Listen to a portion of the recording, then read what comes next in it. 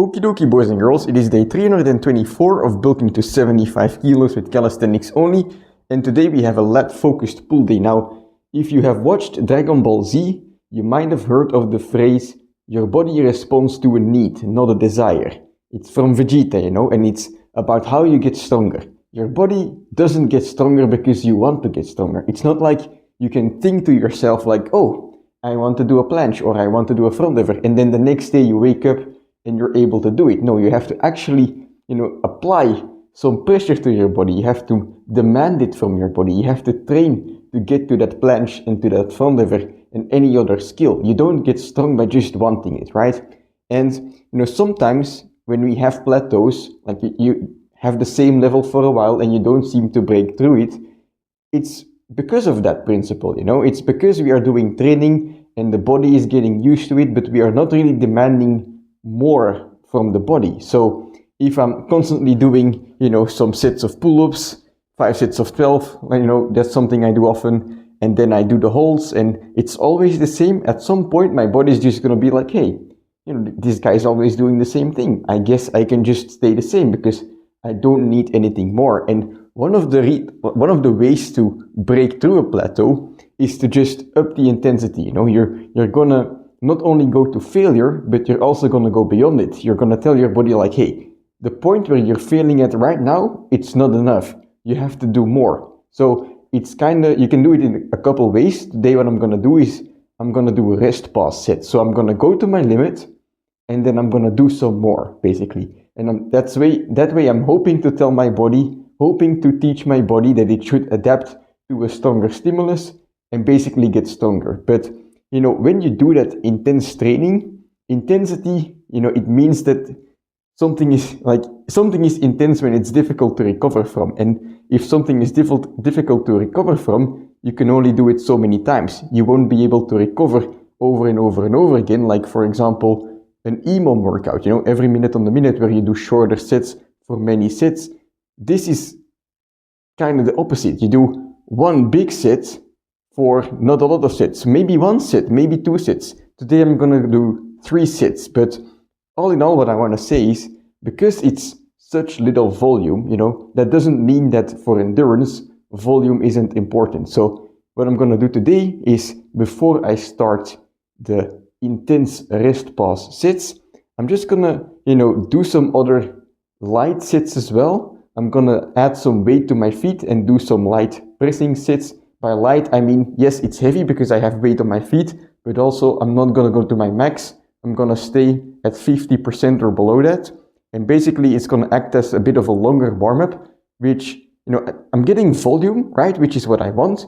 And at the same time, I'm kind of priming my system today to do very intense sets, to have my body warm and safe, right? To do the intensity, to demand the intensity from it. You don't just want to jump right into it, that's very dangerous. But anyway, let's go. A couple front lever presses, and then we can move on to the rest pause sets for the front lever.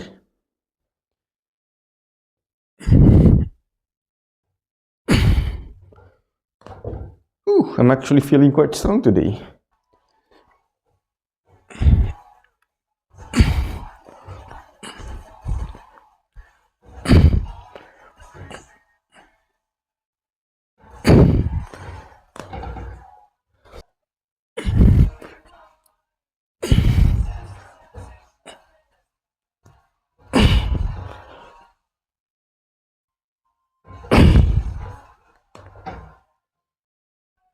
All right, one more set of presses here.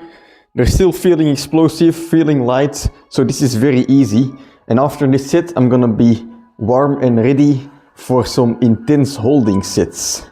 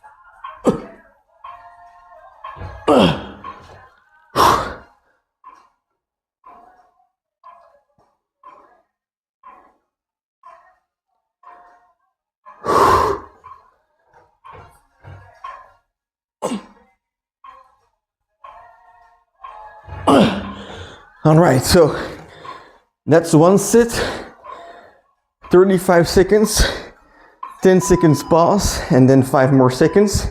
That's 40 seconds in total. I'm gonna use those 40 seconds as my reference point, so I will take 3 minutes of rest in between sets. I'm not doing a set every so many minutes because the next few sets will actually take me longer, and if I do a set every few minutes, then, well, my set itself will take longer, so the rest time will diminish.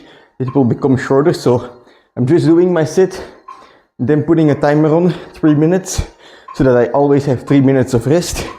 And basically the next few sets, I'm gonna do the exact same. I'm gonna do a max hold, take a 10-second break, do another hold, until again I get to 40 seconds. Now, it's the first time I'm actually trying something like this, but yeah, let's just give it a go and see how it feels.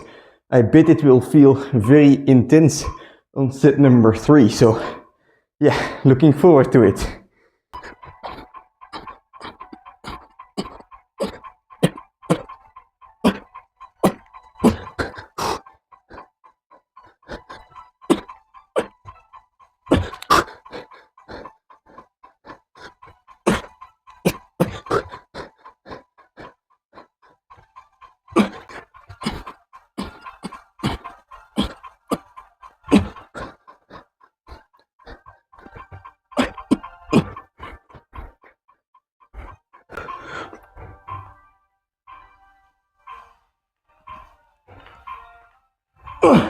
Fuck. All right, let's take a 20-second break.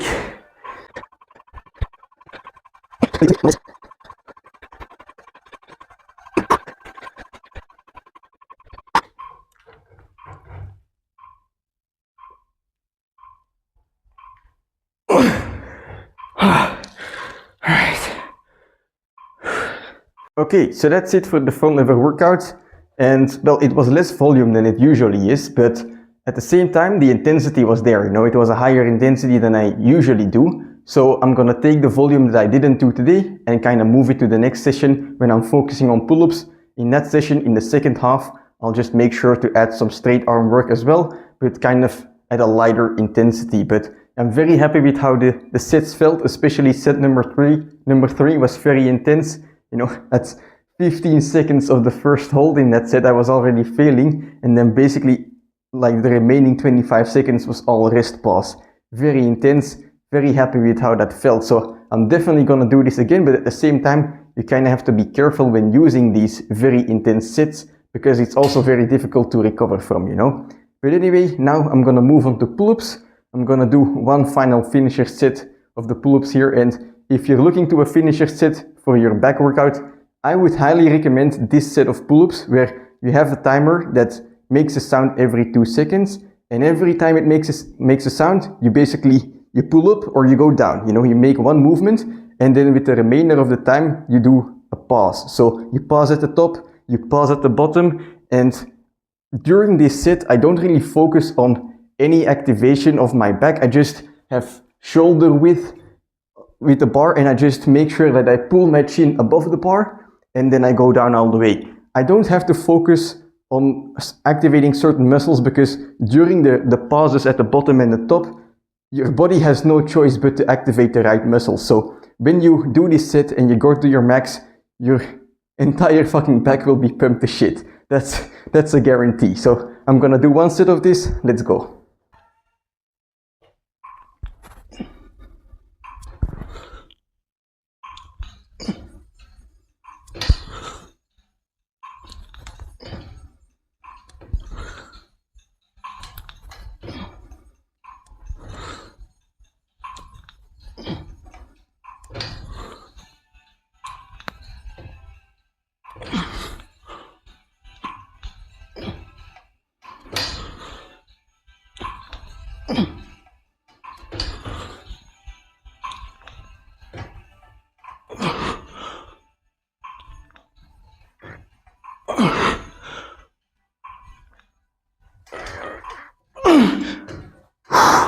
All right, 11 reps, that's a new PR. And just like I like I mentioned, just like I promised, the back is feeling pumped as shit.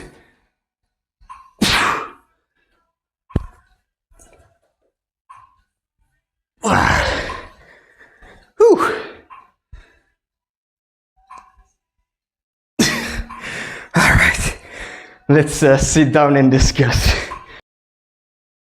Alright, notes have been taken and training has been completed now. I'm very happy with how today's training went, you know. One thing that you can do to basically make sure that you're not plateauing is by taking these notes, you know. Lately I've been making a couple improvements to my training.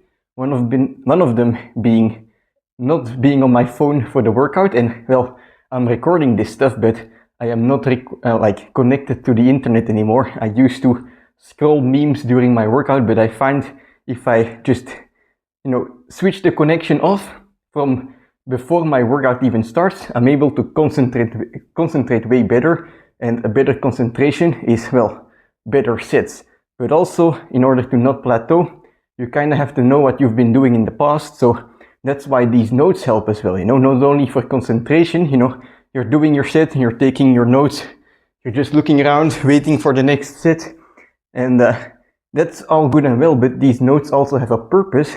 When I feel like, you know, I'm not making progress, or I don't know what I should do in order to make progress, I can take a look at previous trainings and see what I've done in the past. So, you know, today I noted down 3 sets.